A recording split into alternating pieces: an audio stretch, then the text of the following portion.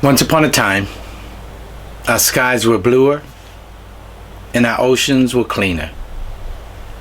And what I've learned during my years on this earth is that as a people, we continue to deny the truth.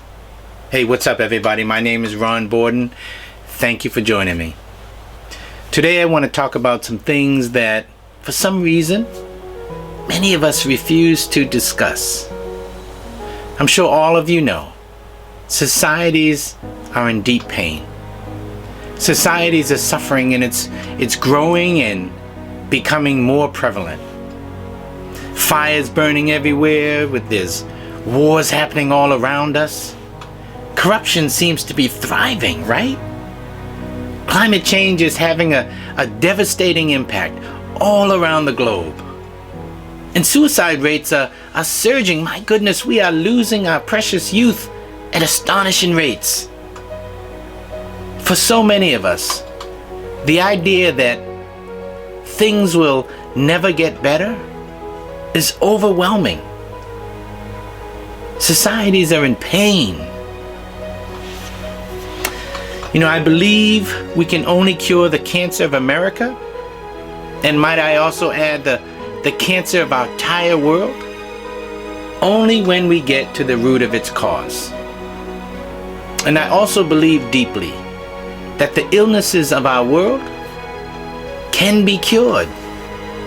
But to get there, we must have the will and the determination to change. We can no longer be deluded by this belief that, someday we'll be saved. This dependent mentality that many of us still subscribe to has to end. Our belief systems from the past were, for the past. Right? I mean, there has to be a major shift in both our thinking and in our actions. Why? Because the conditions of our world today, they stem from misguided causes made by misguided thinking from the past. I mean, we didn't know any better. But really, aren't we a smarter people today? Don't we have the ability to discern what's not working and question why not? Oh, in these conditions, they're much bigger than Mr. Trump and these other world leaders. And sure, we have our different cultures and our different belief systems, but does serving him mean we can't serve each other? Does revering him mean we can't revere each other? For humanity to survive, we must have the respect for the dignity of all life. We cannot continue to look through each other anymore and look down on each other. You know what I'm saying? When we look into a mirror, what do we see? Do we see fear? Do we see anger? What are we so afraid of? We should all be troubled by the turmoil and the chaos manifesting all around us. And why do so many of us choose to look the other way to obviate the obvious? We can no longer afford to look the other way. The time is now, not sometime in the future.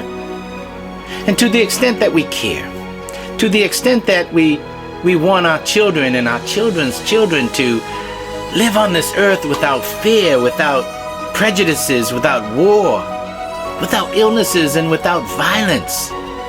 Societies must change. Our thoughts, our actions must change. Every single one of us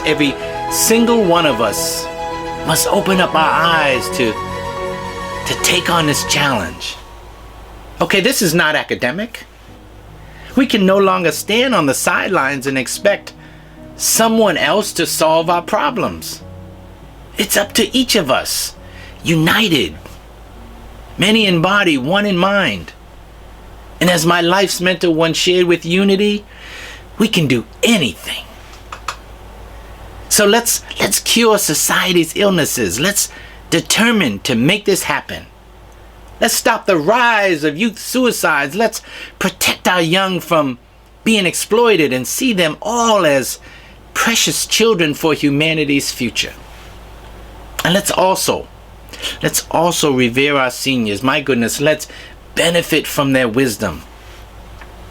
You know, I'm convinced that in order for our world to change, it must first start with us, right? Not the other way around. We all have the capacity to do so. The only question is, do we have the determination to do so? Come on now. Let's make this happen. Let's change the world. We can do this. So let me end with an excerpt poem written by my life's mentor, Daisaku Ikeda. My goodness, every time I read this or hear this, it really touches my heart. So he writes, to lead hope-filled lives, we need peace. To lead happy lives, we must prevent war at all costs.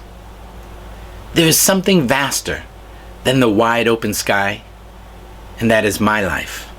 There is something more precious than all the treasures of the universe, and that is your life. There is a path that birds follow as they fly through the sky. There's a path that fish follow as they swim through the sea. There's a path that the stars follow as they travel the heavens. And there is a path of principle that human beings should follow. This is none other than the path of peace. Refusing to tolerate bullying is part of the struggle for peace. Refusing to tolerate discrimination is part of the struggle for peace. Refusing to tolerate lies and slanders is part of the struggle for peace. Refusing to tolerate the arrogance of the powerful is part of the struggle for peace. Absolutely and utterly refusing to tolerate violence in any form. That is the essence of the struggle for peace. The struggle between happiness and unhappiness is the story of human existence. The struggle between peace and war is the history of the human race. The power of truth and justice for eternal victory resides within us, children of the world. The world is one. We are all brothers and sisters in a single family. Let's live together harmoniously and in peace. Come, let's make our way towards the future. Let's shake the hand of the person next to us. Let's look into their eyes and share honest dialogue. Let's build a land of peace. Let's connect with others who love peace. Peace is a sure path to a life of true humanity and dignity. Isn't that powerful? So what do you think? Can we work to unite? Can we work together to cure society's illnesses? Let's make this happen. All the best.